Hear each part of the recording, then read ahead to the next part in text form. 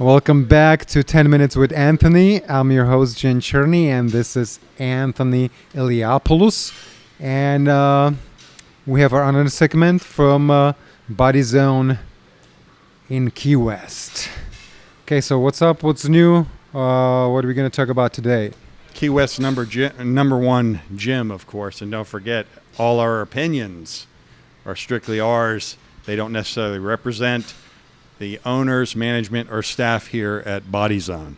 Yeah, I'm juggling here. I was juggling this ball. People don't realize how people don't realize how strong I am. This is a 50-pound ball, and I'm just flipping it like that. That's how strong I am. But yes, it's been a very interesting week. This was the week. Last week we talked a little bit about that coronavirus, and the coronavirus affected the second biggest bodybuilding contest there is. That's right. The Arnold, which is, the professional version of that is the second biggest bodybuilding contest to the Olympia. But they also have a whole expo that goes with this. And I've never been, but, it's a thing where they, usually get like 250,000 people come for that weekend. And they have professional bodybuilding contests, all the other stuff. They have an amateur bodybuilding contest, the expo, a strongman. It's one of the things you go around and you can, and I think Arnold is very accessible. He walks around, throughout, and people take pictures with him and everything. But because of the threat of the scare of the coronavirus, they canceled everything, the expo, everything, with the exception of the pro bodybuilding show. Oh, I noticed the Arnold's announcement on the Facebook, and one of our friends here, Artemis, right? Artem, he was going to go to the competition, and my friend told me he's still going, and I'm like, how can he go if it's all canceled? So not everything got canceled. His particular branch is happening. I thought that his thing was canceled. I don't know. I mean, it was, but and if that is the case, it's very unfortunate because most of us bodybuilders certainly aren't rich, and we have to scrape by to buy these tickets, to buy the food, to prepare, and you put in all this time and effort to have it just canceled for like something like that. Now, I don't know the details of this, but from what I hear is that the city of Columbus, Ohio, they passed a petition, and there was a thing through the mayor that they did not, because it's a very international contest. A lot of people compete, and they want to have this thing canceled. And to me, it's very unfortunate because, here's the deal. Arnold Schwarzenegger promotes this contest. It was, when he was first starting out, nowhere near the bodybuilding superstar, but not the other superstar. This is the contest he promoted. And he always put that contest in Columbus, Ohio every year. Yep. He could have put that contest in L.A., Miami, wherever, Arnold Schwarzenegger, but he always had that loyalty to put that contest back there. And nothing against Columbus, Ohio, but in the first week of March, people aren't exactly lining up to come to Columbus, Ohio. And this is a thing that brings revenue, and people stay in the hotels and everything else. And to think that that happened, that they actually didn't want these people coming in there it's pretty sad. And it would be, I'd like to almost, if that's true, I'd like to see Arnold just pull that contest altogether and put it like everywhere else, Las Vegas or LA or something like, because he always kept it there, and he didn't have to keep it there, but he did.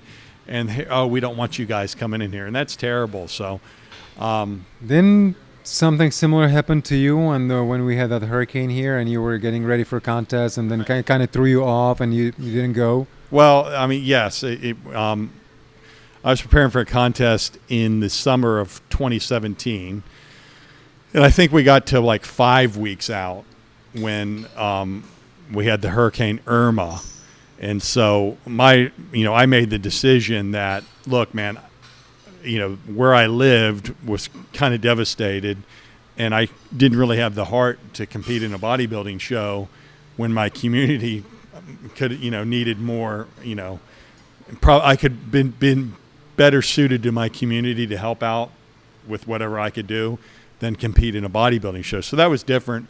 And, it was also a situation where, I had the vacation time. And I went to my boss and I said, look, man, I don't, you can have the vacation back. I just want to do what I can do here. And so we did, we tried to deliver packages, and we delivered generators and things like that. And it was really crazy, man. At first we were doing deliveries, and there'd be power lines down, and wasn't sure if I could get in a place and everything else. But that was, I didn't mind that at all, and it was just like, hey, man, I did get ready for this show, but, there's bigger things in the world than a bodybuilding show. So that was the deal with Unless it's Arnold's Classic. Yeah, but I if Artem did, and our friend Artem here who competes, if he did get canceled for that, it's very unfortunate. So I hope not, because I think he would have did well. He was in shape, as we saw him last week. But that brings me to another funny thing about these expos, these bodybuilding expos. And I used to, in Orlando, they still do. They have one of the Europa Expo, and they have it at the convention center there, and they get about 100,000 people come there, and it's a bodybuilding show, and they have other things. And I competed in it 1 year, but I used to attend it all the time, and it was good because you saw other bodybuilding people, friends, and they had these booths. But one thing that people don't realize about these things is, they give you these protein bar samples, and it's a thing where, it may be like $20 or $40 to get in these things, but you walk around with a bag, and they give you enough shirt samples and protein samples and everything that it pays for your ticket many times over. But what happens is, with the trick, and I certainly can't prove this, but they make these protein bars a little different for these expos.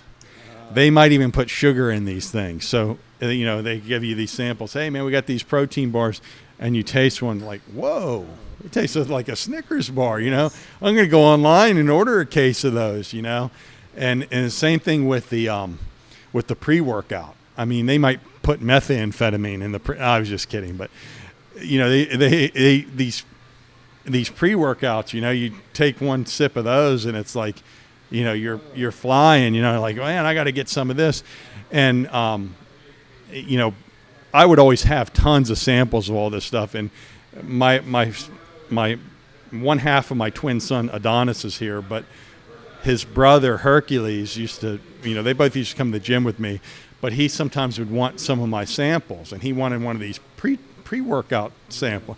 And I said, look, man, go for it, but I'm telling you, that thing is a little more than you can probably handle, because it's something from the, where they, who knows what they put in it. So he gets on the back of my motorcycle, and we're heading to the gym, and within about 5 minutes, he's turning green, and he's like, sick, and his head's flying.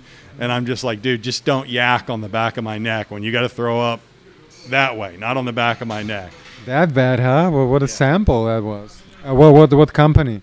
I don't remember, but there was a thing, and I'll tell you, and the precedent was set back in the late 80s when I was in gyms, and I guess you had GNC and stuff back then, but most of the stuff, the protein we bought back then was like egg white protein, which actually is pretty good, and for you, very salty, doesn't really taste that good.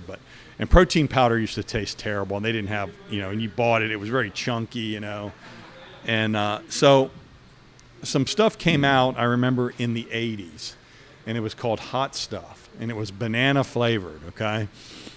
And what these guys did is they put either Winstraw or Anavar in the Hot Stuff. And so Winstraw and Anavar are two very mild steroids, but they're steroids, okay?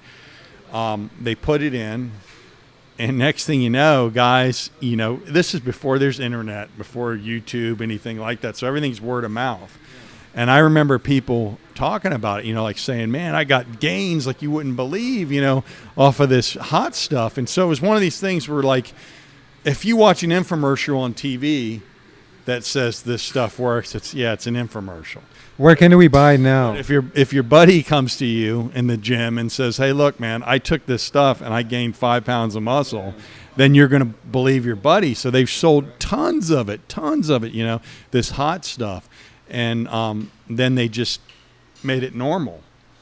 So what happens is, you put that stuff in initially, and the same thing with these fitness expos. They're not going to ever. They're going to test. They're going to go to your factory and test your product for what you have in it, but they're not going to test those samples that are on the thing. And that's how these guys did it. They made a batch. They strategically made a batch that was loaded with either Anavar or Winstrol, and they just put them out there, So they got enough word of mouth that they sold a ton of it, just, and the ton of it, which was like regular, just whatever, just a cheap protein, and, who knows, banana flavor, who knows what. But by that time, the people were believing that it really worked, because it did, for those enough people to word of mouth, spread it. So that was, and it was called Hot Stuff. So I think nobody will want you at their expo now, from now on. I mean, you're banned. You're done. I mean, I guess, but I mean, it's kind of I have a job. I mean, I guess, so I don't really have to go sit at an expo and in a tank top and say, hey, check these protein. It's cool, man. I mean, it's a cool, if you can get that gig in bodybuilding, I mean, that's a good gig, because usually you go to these different places, every week and get some kind of social media fame, I guess, and you just kind of, I knew a guy that, had a friend that did a lot of stuff with Twin Lab. And he was, he started off, he was just a young gym rat kid, and worked his way up, and he's every expo there was, that guy was working the expo, and he might even he might still co-promote a bodybuilding show, like in the South Florida area somewhere, on the west coast of South Florida over there. Guy's name was Milo. Good dude, good guy. He did well for himself within bodybuilding like that. So it was good to see. I've been to some expos, met Lou Ferrigno there, and other bench warren, other bodybuilders. So it's nice. I think it was Arnold's Classic, actually. Mm-hmm. Well, I mean, did you go to Columbus, Ohio? I think, yeah. Would be there. So I mean, so you were one of those people. You would have been. You would have bought your ticket and everything. And I think it was the only one besides Mr. Olympia where I kind of competed in the model fitness kind of category, and that's it. Yeah, that's kind of an odd thing. Maybe you put the clothes on and stuff, and then to me, it's like I put on posing trunks and the oil and the tanning stuff. The last thing I want to do is put on any kind of clothes, and then go out there. Hey, next round, put this suit on and go out there and walk out. But that's cool, man. Whatever, I mean, whatever, no judgment zone here, We have judgments, right? You heard our disclaimer, so right. And I did. There's a couple things I had. A couple things happened this week that kind of got kind of got me thinking. And one of them was, I was downtown Key West, and the guy's walking, and he drops his Diet Coke, right? Yeah. And he's got quite a stomach, and he has trouble picking up the Diet Coke. And so the thought occurred to me that, I've never seen any like fit or any skinny guys drinking Diet Cokes. It's always like some, it's a weird, it's I don't want to say a fat guy. I read your Facebook comments. Yeah, and so a guy who I actually work with, who drinks about 6 of those Diet Cokes a day, he got a little upset with he thought it was directed at him, but it was actually a guy who I saw on the. But then people comment and they say there's some kind of chemical in Diet Coke that makes you crave carbs anymore, and once again that word gets thrown around, that carbs, craving carbs. I mean, there's a difference. There's a difference between sugar. Yes, they're carbohydrates, but there's a difference between sugar and a sweet potato, or sugar in rice or something like that. So I think people crave sugar. Whether or not there's some chemical in Diet Coke, I have no idea. I don't know how that would be. You could do that. You could give some kind of addicting, put some kind of. But what I do notice about the Diet Coke drinkers, the ones that I've known, is that it's not just an occasional Diet Coke. Because if I try to drink a Diet Coke, I don't think I could drink the whole thing. It tastes like battery acid to me. Any diet drink or whatever. But the Diet Coke drinkers that I've noticed is they're like 6 to 10 Diet Cokes a day, just pounding them, So maybe there is something. I mean, there's certainly caffeine in there that there would be an addiction to, but I don't know why you'd have to drink 10 of them. Well, it kind of helps them with the sugar cravings, right? I mean, it feels like sugar. It tastes similar, Just... I guess. I mean, but that's one thing I've always noticed about that. Is the these get that Diet Coke. There used to be a golfer, I think, that the guy was an alcoholic, John Daly, and I think he used to drink like 24 Diet Cokes a day. But it's always funny too, you see these guys go in a restaurant, or McDonald's or something. I'll have a Big Mac, quarter pounder with cheese. Is that an apple pie? Yeah. Oh, give me the cherry one too. 2 fries and big large Diet Coke. Yes. It's like, man, if you've gone that far, man, give me a root beer with like 3 scoops of ice cream in it at that point.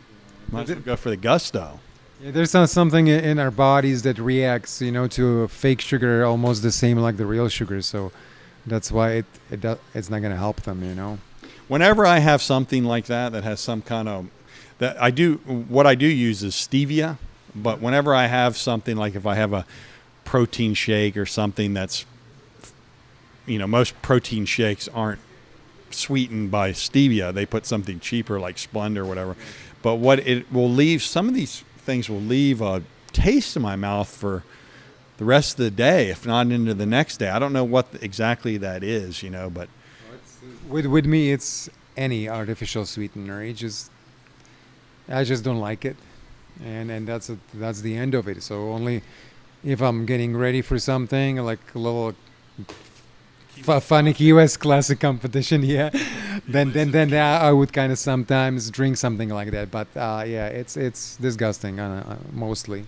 Yeah, it's just better off just pounding the water, Yeah. Just pound the water. I mean, if you can drink sometimes, tea with nothing in it, So there's one of these hotels here. Guy he makes this tea. It's the Lipton, the one that it's not hot brewed. You put like 5 tea bags in the cold water, and then you pull it out. And he puts a bunch of like citrus in there, like lemon and lime and stuff like that. And that actually tastes pretty good. And that I like that kind of tea. I just don't really get around to making it. But it's it takes like 5 minutes, and you just pull the tea bags out, and you have it's not like a dark tea. It's kind of a lightish, light tea. It sounds great, but I'm not sure how much it has to do with tea. Tea are the Tea's got that caffeine bite, a little bit of that caffeine bite. So it does go, and the one thing about it though is you have to drink it that day because it gets that citrus will make it real rancid, the next day. But you drink it that day, and it's pretty light, goes through, pretty light, and that's what I have for that. All right. If you're fat, drink Diet Coke. It doesn't make you thin, I guess, right? Yes. So we don't want to punch anybody in the face this week. It's been, you know, it's of course it's spring break down here, so it is certainly trying on the patience.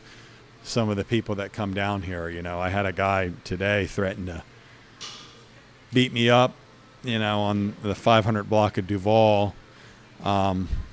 He, you know, of course, he's with all his friends and stuff like that, and he was putting his hand back like he was going to take a punch, you know, at me. And he told me, he said, "You ready to go nap time? You want to go nap time?" And the only thing I could think of is, who says that? Like, who in the world would be ready to have a confrontation with somebody and say, "You ready to go nap time?" Like, yes, yes, sir. Put me to sleep now. You know? Was it the Spring Breakers or? Hey, he's probably older than that. You know? I mean, he's taller than me. He could have used to lose a few pounds, you know, and they're drinking, and his friend tried to intervene. His friend like, "Hey, he's from New Jersey, whatever that means, you know. Okay, well, you're from New Jersey, so what does that mean? Well, his asshole. You're allowed to punch people on the, you're allowed to punch people in the face, you know. So I'm just like, look, man, what are you gonna do? You're gonna assault me in front of everybody here, you know, and